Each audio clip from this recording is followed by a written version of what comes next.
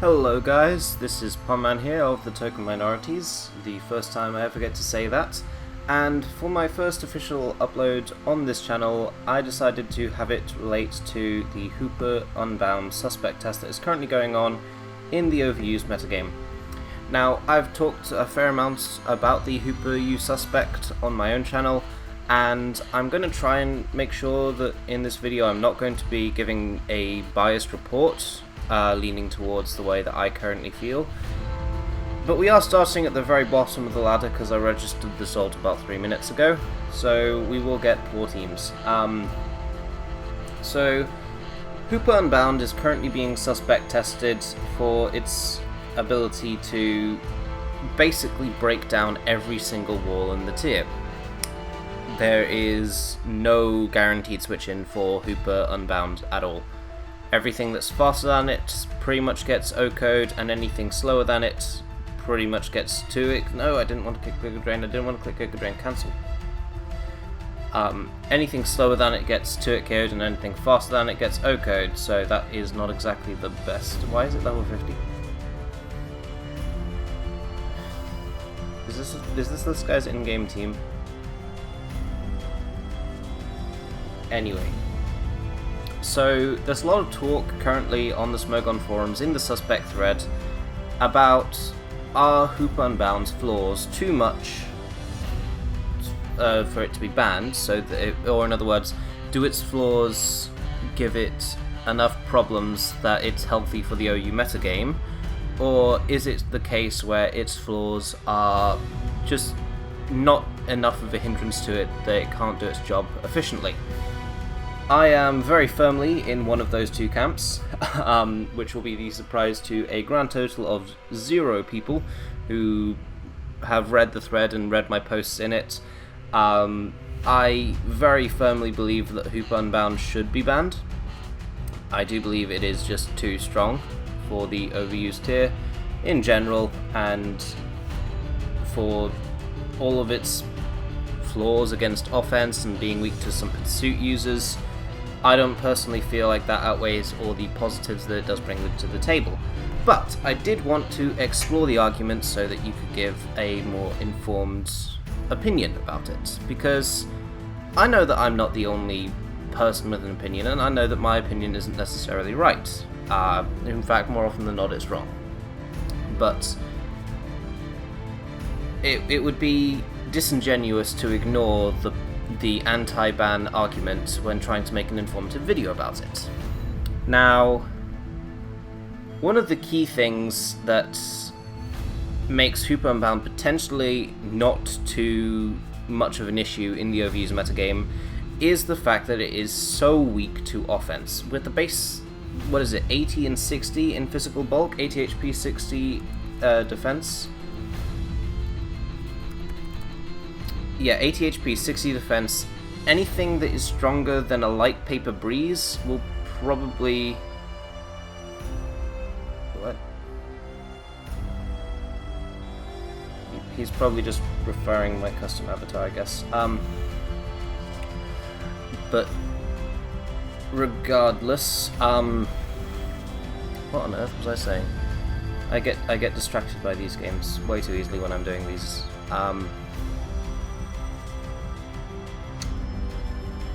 I believe I was saying something along the lines of, yes, if you have a super effective hit from like Scissor or any bug type ever that was ever made, Hoopa-Unbound will go down to it. It's got such a bad defensive typing, and it's just generally okay. Endure, that's interesting. I have thingy, so it's not a threat, but still, that's at least somewhat interesting. And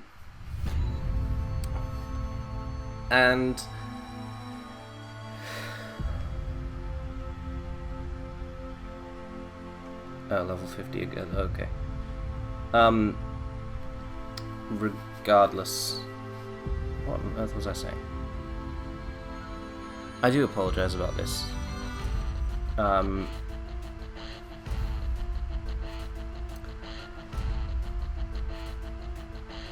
Yeah, well, if you've got a U-turn user, that can always force it out, and that will always mean that Hoopa can't just run straight through your team. And it's also really weak to offense as a playstyle. Many hard-hitting attacks, such as Lopunny's high jump kick, such as Keldio's secret sword, such as nothing on this team that I could use as an example, but Landorus T, if it's an offensive variant, Earthquake will kill it, etc, etc. And the fact that it is so weak to offense is a point in its favor. It is never going to be a perfect Pokemon. It will always have the weakness to offense to deal with, as well as the fact that all U-turn users do force it out. And there is an argument that you should, if you're using stall teams that are just completely obliterated by Hoopa, that you should adapt to the metagame, and you shouldn't just try and settle with any one team that you've built. That's just lazy team building and not accounting for proper threats. And that's an argument I've used before in the past. I used it in the Mega Sableye suspect and in the Mega Metagross suspect as well. And I can definitely understand where that's coming from. If you're not going to prepare for an S-ranked threat or an A+ ranked threat in the viability rankings, then you're going to get punished more often than not, and frankly, you deserve it. Okay, on all Mega Team. And frankly, you deserve it if you don't account for it in team building. It's one thing to just overlook them on, but if you're specifically thinking, these teams worked before this Mon was introduced, and if they don't work anymore, that's that Mon's fault and it should go, I should never change my ways, that is not a line of thinking I agree with. And I don't think that's a line of thinking that anyone agrees with. Please don't have Thingy, because if I can get up Stealth Rock, it's just so much safer to Scout. Honestly, Klefki's useless. He does have HP Ice, lovely. Which means he's now clicking Beat Great. Or Moltres, one of the two. That's going to be Zardois. And, like, if you made a team and you just ignored Charizard Y as a threat, you can't go around claiming that Charizard Y is broken and it should be gotten rid of, because that's just being disingenuous. It's not acknowledging the flaws in your own team building. It's just pretending that it's the fault of something that it's not. And I understand where that ban argument is coming from. As I already mentioned, I have used that argument in the past. I sympathise with it a great amount, and this man has a moveset that means that I can just get up rocks, which is the one thing he was hoping to prevent. Yep, fire punch. Honestly, Lambert, you just kind of want me once again. And yeah, I do agree with that line of thinking. However, I personally believe that the extent to which Hoopa-Unbound causes teams to have to adapt, and the pressure that it puts on teams at next to no cost, and that's the big thing. When I'm looking at a suspect test and whether or not I feel like something should be banned, I will pretty much always look at its risk to reward ratio. And in the case of Hoopa, the risk to reward ratio is insanely in its favor. Like, there are so many benefits to just using Hoopa on a team, not even just in a game, just putting it on a team. It has so many good benefits, and this man's getting unlucky, but I'm fine with that. I mean, I have Heal Bell anyway, it wouldn't have mattered.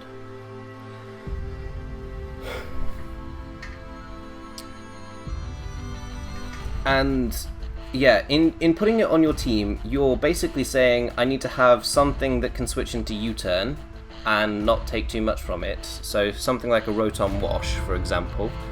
And you're also saying that you need to account for offense as a playstyle. And you're kind of saying that you need to be aware of Pursuit Trappers. I mean, I don't even personally consider Pursuit Trapping to be all that reliable against Hoopa because, well, it lives any one hit. Like, if Tyranitar goes for Pursuit, then it won't kill Hoopa, even if it switches out. And if it's an Expert Belt or a Life Orb, a Hoopa, and your answer is sacking something and then winning a 50-50, I'm sorry, I consider that unhealthy. And I do not believe that I am the only one. You're not Scarf, are you? Please tell me you're not Scarf. I believe that we do enough to Charizard that I can just attack Crafty. Oh good, you go for HP Ice. I think you are Scarf, actually. Well, I guess I'll never find out. This could actually be kind of bad. I want this to die. Except I'll live anyone hit. Excellent, he gets paralyzed, he doesn't even need to. And then just sub.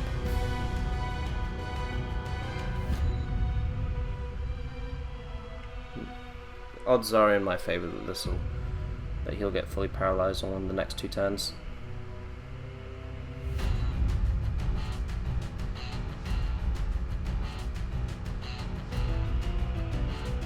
See? But yeah, I find the risk-reward ratio of Hoopa to be insanely in the Hoopa favour, and I'd never consider that a good thing. Yes, lovely. I've already gotten Rex, by the way. This is just me providing background, although it will probably make more sense for me to record the audio separately to this because, as you've already seen, I've gotten incredibly distracted at least 3 times. Probably 6 or 7, I'm just underestimating. But Keldeo just shuts down this man's life. The only thing he's got for it is the Milotic, which will take about 45% from this secret sword. 48 was off by a couple percent. Fuck. That was less effective than I'd hoped, in all honesty. But Raikou, wow. Sub-CM Raikou just beats him. Like, outright. Hi, calm mind. Yes, so that's my stance on the risk-reward elements. So what about the other arguments that people have been using? Well, obviously the adapt to the meta is the big one that the anti-ban people are purporting, and some examples of this are claims that store teams aren't always meant to be so rigid, and you should have more flexibility. You should be able to put Scarf T-Tar on your team. You should be able to do things like that to try and account for Hoopa. And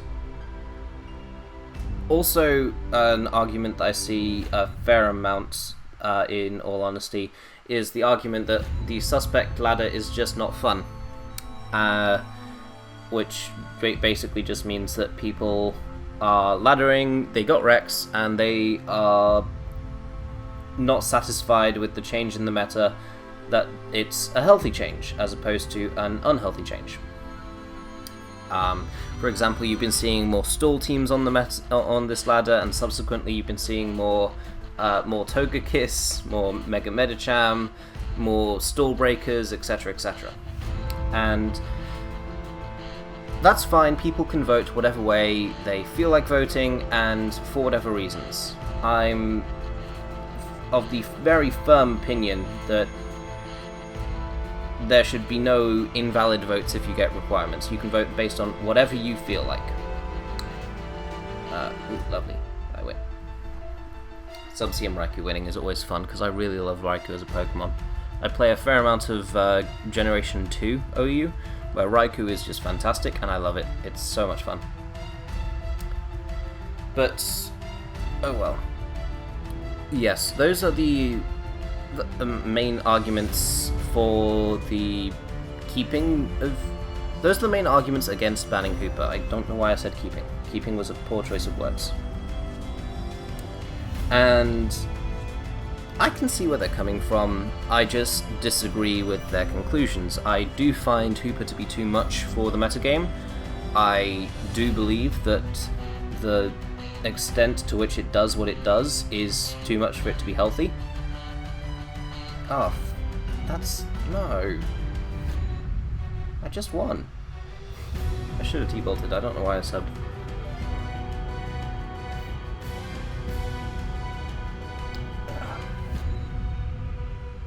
Oh, excellent. That's brilliant. The one thing I needed on a Jirachi. Body slam. With you being paralyzed, and I've got pressure, I win this 1v1. Can body slam paralyze Riku? I was supposed to just let him take attacks just to find out. I don't need Raikou to win the game anymore as well, so it's fine.